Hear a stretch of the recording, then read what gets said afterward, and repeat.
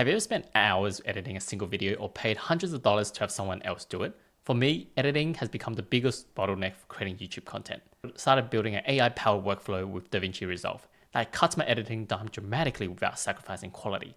In this video, I'll show you exactly how I use AI to handle repetitive work while I stay in control of the final edit. If you create YouTube videos, tutorials, this workflow could save you hours. Let's get started. First thing we need is DaVinci Resolve MCP. So you might not have used MCP servers before. What MCP does is it allows AI to securely talk to other apps using one common knowledge.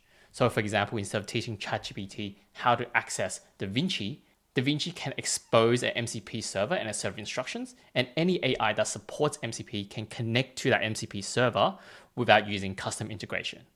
So as an analogy, think of MCP as a USB-C for AI. One standard connector that works with many different devices and in softwares in this case. So if you go to GitHub and search Sam Rogowski's DaVinci Resolve MCP or simply Google it, there's a set of instructions to install it. It's quite simple, or you can get AI to install it for you. Once you have your MCP set up, go to your preferred AI agent. And here I'm using Codex, or now called ChatGPT. To verify that has successfully installed, you can go to settings, and then you go to plugins, and in MCPs, there should be DaVinci Resolve MCP right here. Secondly, I have a full unedited raw video of a tutorial where I'm explaining on building an AI knowledge base. Here, I'm not going to do anything. I'm just going to drag in the assets into the media pool.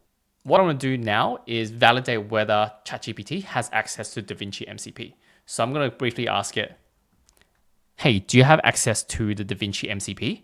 And I'm going to leave my model as Sol high. Of course, depending on your use case or your budget, you might be able to go extra high or even ultra or light, or even change a different model to Terra or Luna. So here, ChatGPT has responded, I have access to the DaVinci MCP and can control Resolve for editing, etc., etc. It can also launch Resolve automatically if needed.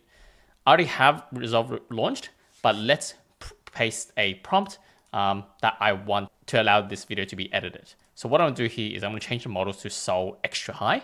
Of course, the higher the model, the better it will be. And I have pasted this prompt that I have created already. But you can change the prompt to however you want the AI to edit the video. So what I have here is basically a prompt.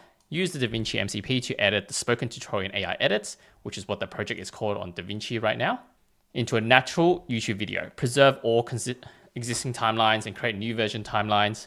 What I want to do here is basically transcribe the video using a fast whisper model to a transcript, and then use stronger model on short whenever speech is ambiguous. What I want to do here is edit unnecessary material. The end goal is to trim all the unnecessary cuts where I am in silent, or if I'm repeating myself because I made a mistake and later on I corrected it and things like that.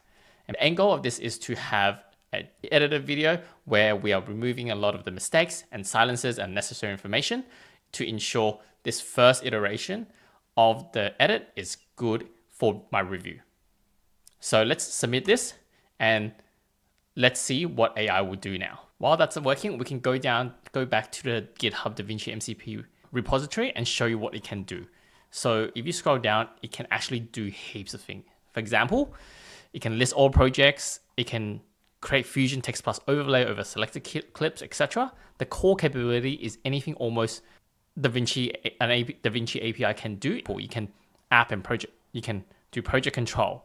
You can do fusion even, color grading, timeline editing, and conform. So you can do heaps of stuff with this MCP.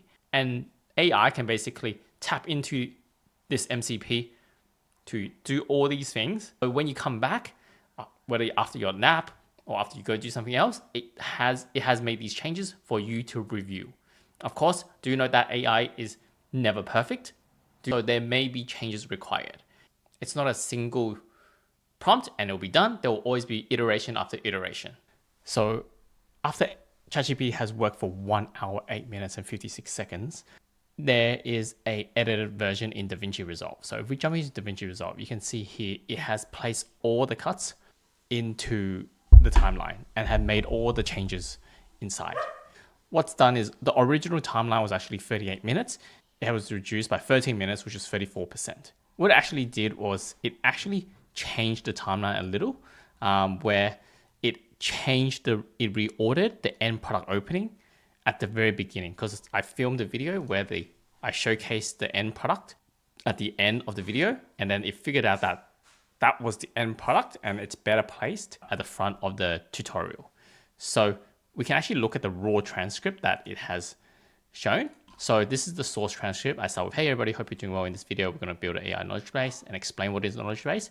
But then in this new version, it actually changed it, where this is what we're building at the end. So the end customer lands on knowledge base and so on. So that's how it was smart enough to figure out, hey, we need to have this interesting opener at the front, so the viewers like yourself go straight to understanding what they're getting out of it, instead of having an explainer of what we'll be building. And then it made all these cuts about, like for example, if I repeated something, it made the cuts and then selected the right one, which is the latter one all the time. I got AI to identify an example where there were abandoned attempts.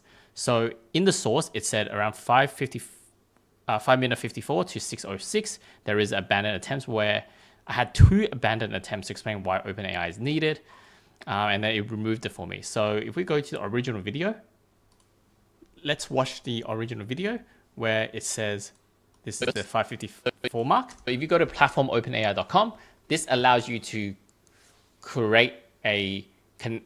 this allows you to leverage OpenAI services on a paid, this will allow you so you can see I made a lot of mistakes there. And let's see what AI cut it to. So this is the cut that AI kept. So let's hear it and see how does it differ.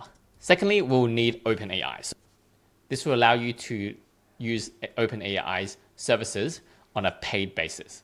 So once you've set it up, create a new project, and then, so this is quite good because it actually removed the initial part, but it kept some context about requiring OpenAI and then jumped to why we needed OpenAI, while the source was kind of just like a lot of broken words that didn't make sense at all, and then I had to do a retake.